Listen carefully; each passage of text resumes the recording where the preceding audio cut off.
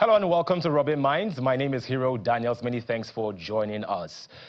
Today we're going to be having a very important conversation, not just one conversation, obviously other conversations as well. For the past few weeks, I think there has been one word that has been on the lips of almost every Nigerian, and that is protest. To protest or not to protest. Now, here's my take. Whatever side of the divide that you are on, the truth of the matter is that times are really, really hard. From insecurity to inflation to food shortages and food inflation, people are beginning to resort to using cucumbers and watermelons to make their stews as opposed to tomatoes because tomatoes are very expensive. But the big question now is, would a protest be beneficial? Would a protest allow the voices of Nigerians, especially the young Nigerians, be heard? We're going to have that conversation. State of the nation, to protest or not to protest. And joining me from our Abuja studio is Ababiaka Ahmed, who is a public affairs analyst and social commentator. Hello, Ahmed. Good to have you on the show. Ahmed? All right. Yes, I can hear you. Fantastic. Good to have you on the show. Also joining us from our Abuja studio is Aisha Abdulkadir Yusuf. Good to have you, Aisha. All right. So, Ahmed, I'm going to quickly, before I introduce our guest in the studio, I'm going to quickly ask you, what is your take on a national protest? Okay, thank you very much. I think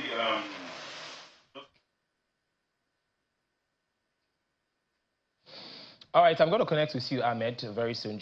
Let's quickly chat with our guest in the studio, who is a public affairs analyst and a PR consultant in the person of DME Saka. Welcome to the program. Good afternoon. It's nice to be here. It's nice officially meeting. Don't let the viewers know what we're talking about. That's totally fine. So I think times are really hard, and for the past couple of weeks, you've seen that both sides of the divide, there's been a bit of a tension. The government is trying as much as possible to avoid any kind of protest. I mean, they have every right and reason to, because look at what happened in Kenya and how it turned out. And then on the other hand, the people are saying that enough is enough, and I think it's time for us to go out to the street and let our voices be heard. What do you make of that situation? Well, it's a dicey situation. I understand the anxiety, the apprehension part of government, but it's like this. The government laid its bed with thorns, they should bleed in it. We've had two protests in Nigeria, and it hasn't, to the best of my knowledge and my recollection, it was never violent.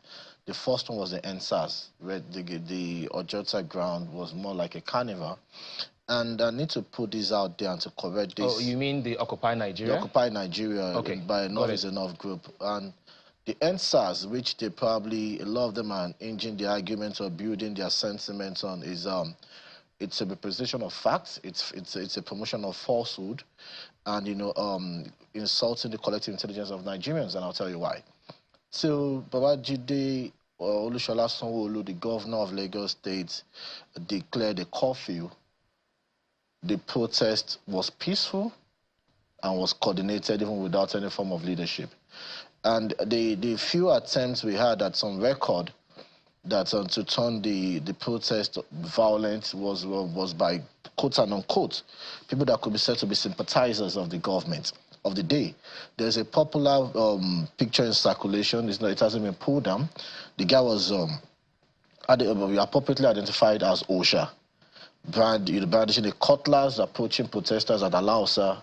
It was said that it was widely reported and wasn't debunked that it came in one of those lag buses, and they attacked protesters at Alausa. Till today, that OSHA guy was never arrested, questioned, or probably charged to court for anything whatsoever. And the NSAS protest ended, officially ended by when the curfew kicks in. So what happened in Lagos after what I put at Lekki was not protesters, because the protest ended by the declaration or proclamation of curfew by the governor of Lagos State. So if anybody is trying to base his anxiety on NSAS, the probably person should be basing his anxiety on government's response to protest. Okay, so we're going to still delve into that conversation, because we had a couple of private properties, not just even government properties, that were also destroyed as a result of, unscrupulous elements invading that particular NSAS protest. Yeah, but right? no, invading Lagos State, not the protest, because the protest ended when the curfew kicked in. Okay, That's the truth. We're gonna get back to that conversation, but I want to quickly connect with Ahmed. Ahmed, what are your thoughts on this particular proposed process? Okay, there's no problem with protest.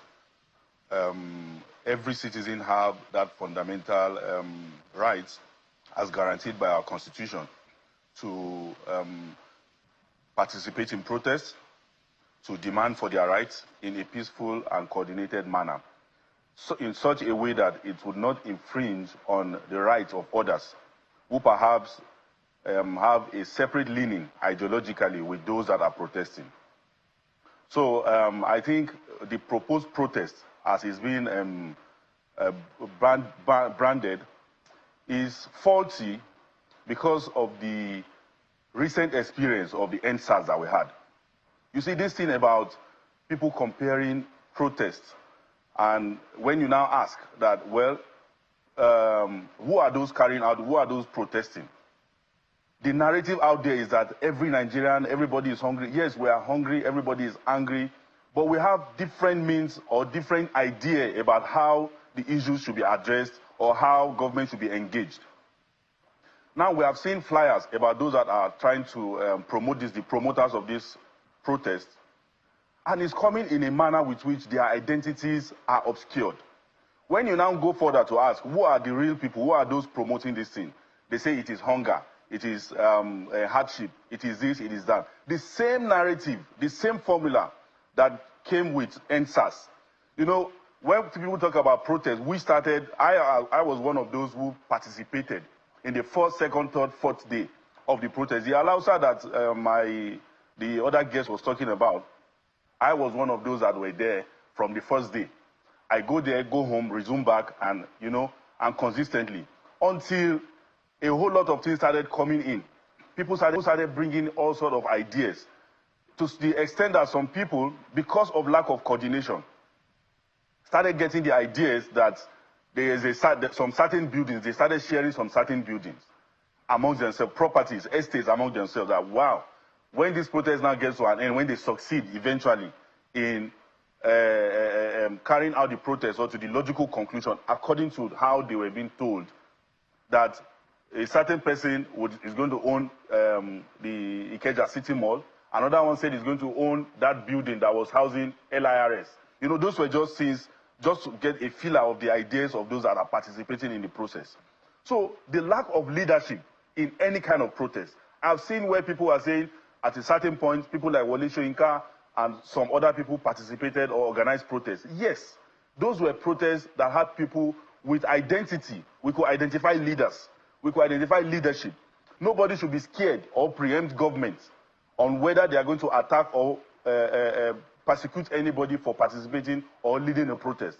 In 2012, Pastor Tunde Bakare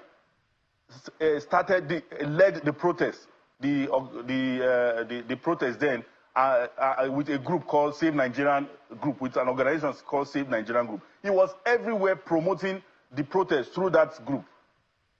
Don't forget that Mr. Tunde Bakare was just lost an election less than a year before that time. In 2011, he was vice presidential candidate of the CPC, President Muhammadu Buhari's, former President Buhari's co-flag bearer, you know. So, you know, and he came out as a politician. He was a politician.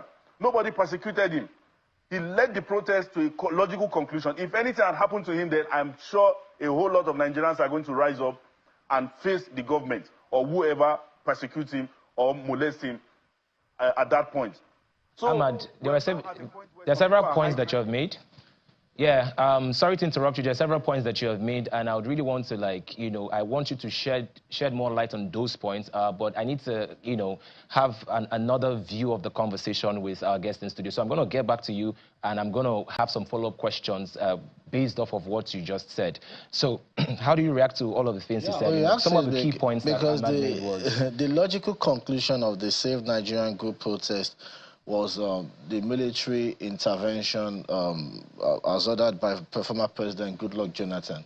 So we could not say the protest was concluded by Tunde Bakare. The government ended it. We are all living witness. I'm not too young, and at least you can see the grey beards. So we knew how it ended. So nobody cannot come here and peer on our faces and tell us it's raining. Tunde Bakare never concluded that protest. The government of the day ended it using brute force, but that wasn't brutal on people because the military force is brute. Secondly, I find it intellectually infuriating when somebody tells me, or someone's trying to tell me that because people were actually sharing buildings and everything, and that was the reason where he backed out. Yes, I'm not doubting his claims. I'm not saying it's false, but everybody will know that's probably people kidding themselves or catching fun. Even if it was there for 3-4 days, the poster was still home for like 5 days, 6 days afterwards. But I insist, I know he's not probably speaking to that fact, that the protest was peaceful across Lagos State until the governor of Lagos State proclaimed the curfew. And yes, we had people attacking protesters, and I can tell you where. There was one along Itire. Oh, really? It got that access, yeah. And that was when it was said that police shot at somebody. And it was not even protesters, National Union Road Transport Workers, and there was a fracas. People were being assaulted, people were being molested at K2, at Ogolonto.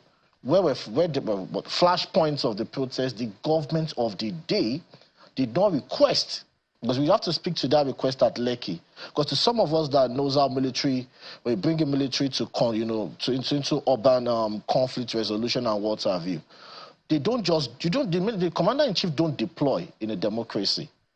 Especially when you want to quell a protest. It's a request from the governor. So the governor requested for the military to come to Lagos State. They got to Lagos State with the security team, and the governor pointed Lekki to them. Not to Kurodo Gulutu that there were flashpoints. That's the procedure. Unless you want to tell us that the APC government ran a different procedure when it comes to deploying to combat, to deal with protest and civil disobedience.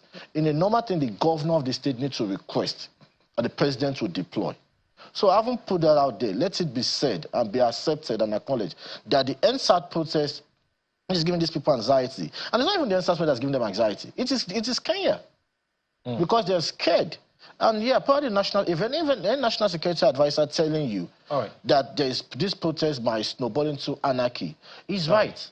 And there's also a quick one for me. There's a jailbreak in Niger Republic where condemned or probably high-profile terrorists were released through the jailbreak. And they're going to filter into Nigeria and cause anarchy if this protest goes. There are conversations you could push forward, not the ones that will just irritate you and think, well, does this guy think at all? All right. I'm going to take a cue from what you just said, which is you made mention, you just talked about the Kenyan protest, and you see that the President Ruto, made sure that he did everything he could to make sure that the protest stopped, inclusive of, sacking some of his cabinet members, and he had to even engage with the young people of Kenya on the X app. And reverse the harsh policy that sparked the protest. So now I think the Nigerian government, they are trying to be 2 steps ahead of it, and I'm going to just quickly speak with Aisha as far the strategies that the government is actually deploying to make sure that this protest doesn't happen. We've seen that the president has had meetings with his cabinet members, and a lot of governors and the traditional rulers are also coming up with a lot of ideas so that this protest does not happen. Aisha, how would you rate the government's strategy in trying to stop this protest from happening? Thank you very much. So, for me, I would say the president immediately taking action by making sure he invited the traditional rulers for a meeting to see that this protest doesn't happen, meaning that he's disturbed about the people and saying that the people are concerned, they are not happy with the way things are going in the economy. So, of course, he's trying to see how he can please the people, and having coming together with the traditional rulers to come up with ideas on how to prevent it, I feel it's a good one. And so I will rate it maybe, let's say 10 over 10.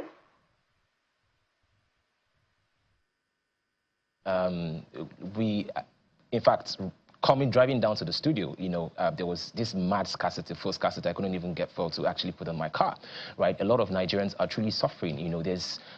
how are things on your end? I think I have to start from there. How are things on your end economically? Okay, I would say this. You know, people don't really see what happens behind closed doors. They only see the beauty of things outside. And not everyone comes out to say, oh, I'm having it hard, but we are all having it hard. It's not just the ordinary people. It's not just Nigeria alone, all over Africa. So I would say for me, honestly, I'm having it hard also. It's not easy, but I would say for the fuel scarcity, now, how do these black market people get fuel to even sell? And people are lining up for fuel scarcity. That's one of the issues we have. So, and I don't think this is President Bola Ahmed Tinubu's fault. So, let's just take a step back. You're saying that, you know, the situation that is happening in the country shouldn't be blamed on the president. Is that your take? He's the commander-in-chief. He is actually the chief executive of this nation. He is in charge of making sure that, you know, protection of lives, property, and making sure that the economy bounces back. That's actually his job. So how is he not to be blamed? Yes, but it's not only his job. That's why he has ministers, senators, aides to help him in this. That is why he appointed them, because he can't foresee the country alone. He needs help. So why put all the blame on just the president? What of the chairmen of local government? What of the governors? What of the senators? What of the House of Rep members? What of the ministers? What measures are they taking? So we can't just put the blame all on the president. Okay, so Ahmed, I'm going to just circle back to you. I'm going to quickly circle back to you, Ahmed. You did mention when you were, you know, when you were talking about the initial question I asked you, you said that the young people of Nigeria should find other means to engage the government as opposed to going on the streets to protest. What other means are you talking about? Because I know a lot of people have been tweeting on social media. A lot of people have been, you know, trying to make their voices heard, and it seems like nobody's hearing them. And it looks like the protest is the last resort. So what other means are you talking about? Okay, so I think it all boils down to leadership. You see, when we protests are good, they are very good channels to communicate the citizens or people's anger with the government, to the government. But you see, a situation where the government is communicating. I can count in the last 3-4 weeks how many times Mr. President, you know, has spoken to the people through his aide and personally by himself, after or during his engagement with traditional rulers, religious leaders, and other stakeholders in the country. Recently, I've seen, talking about the youth now, I've seen where government engaged some youth groups and student leadership in activities or in talks and advocacies, things that are directly impactful.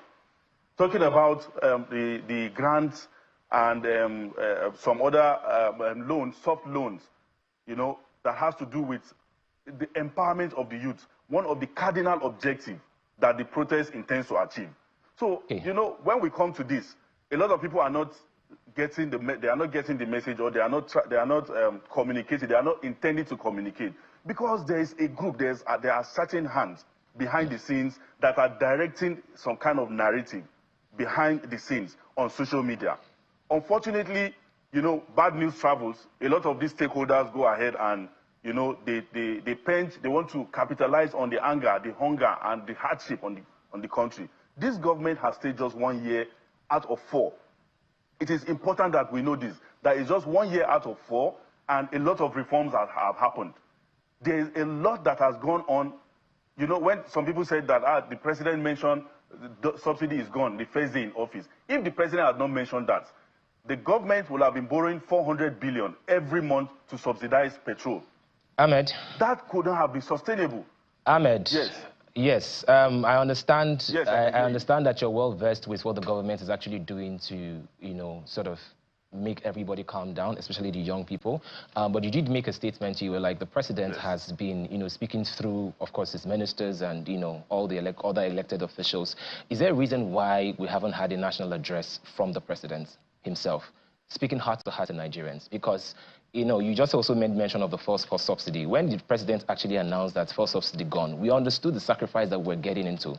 But again, while the effects, the aftermaths, which is obviously inflation and everything, while we are all in this together, I think also the citizens were aggravated by the fact that, you know, you now start hearing things about acquiring private jets, you know, you start hearing the government, it looks like there's no cut down on government expenditure. So if the citizens are bearing the brunt of the sacrifice, why haven't we seen an exemplary, you know, why haven't we seen exemplary leadership by the government officials also cutting down on things just so that we can all suffer together? Okay. Okay, I understand. I get your question now. So, you see, one of the examples that you mentioned, acquiring a private jet, does not translate to luxury for the president of the country. That is a national asset. Perhaps the timing of it might be wrong or might have issues, but it's a matter of national security that the president's life has to be secured. I'm not justifying the fact that people are suffering and that we are going on such expenditure. So I think it is important to now look at what is the president, what is the country, the government even doing on their own side. The state governments have had their revenue increase at over 100% since the removal of that fuel subsidy. Now, there is also the introduction of student loan. There are other things that are going on. The student loan, where it is guaranteed that throughout the life of this administration, you would not have any reason, any logical reason for students or the organized labor, ASU or anybody to go on strike, as the president has promised during his campaigns. So I think it is important we look at these positives. It is not all bad. So there is a need. Ahmed, very for quickly. us to observe what the president is doing. Yeah, we have 2 minutes before we go on a break. Yes. We just have 2 minutes before we go on a break. Okay. In 30 seconds, is there a reason why we haven't gotten a national address from the president himself? Is there a reason? Okay, so the president has been engaging at every point in time when the president engages stakeholders of this country. I think he's speaking with the entire Nigerians. With the entire Nigeria. He met with the traditional rulers, religious leaders, met with everybody across board. Okay. The government thank you very much. I think that suffices for national address. All right. Thank you very much, Ahmed. We can as well ask that the president we have should less also than 60 address, seconds. Specifically have it. I understand. Thank you very much, Ahmed. We have 60 seconds. Let me quickly compress everything. You have just I know. I'm going to compress everything. So that we can say. Anybody saying we should not blame the Mr. President does it probably is that one of the constitution and constitutional powers that lies with Mr. President. Everybody, every organization in the country, the president is the chairman as enshrined in the constitution. It was talking about subsidy. It was on record that even NNPC is still paying subsidy, and it wasn't denied. Because the proceeds from the liquefied natural gas was used to pay subsidy last year. So, what's the budget of the State House? Like you rightly said, you're telling us to tighten our belts. You guys are loosening your belt because they're getting fatter. It doesn't add up. All right. And Nigerians, you see, there's no other, whatever they want to talk about, it's very difficult to defend a government. He said 1 year in office. You probably know the grade we graduated university from the 400 level. And you cannot say you're trying to take us out of a mess. Like Barry plunged us 30 feet down, and for you to take us out, saying recovery, you're plunging us 70 feet down. So that means you probably take us forever, we should forget about coming out of this mess. So they don't have an excuse. It's quite silly trying to make excuses for what should not be done. All right, thank you very much, dear Misaka, for You're welcome. On the program. Aisha, we would also like to thank you, but before you leave, just give us like 30 seconds of your closing statement, please.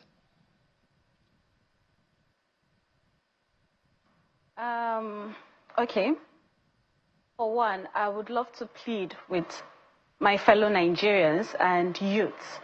I feel protest is not the solution because we do not know how it might turn out to be. Yes, everybody has a right to protest, but how do you think it might turn out? Because there might be some hoodlums who are just waiting for an opportunity to see that they have access to destroy a lot of things.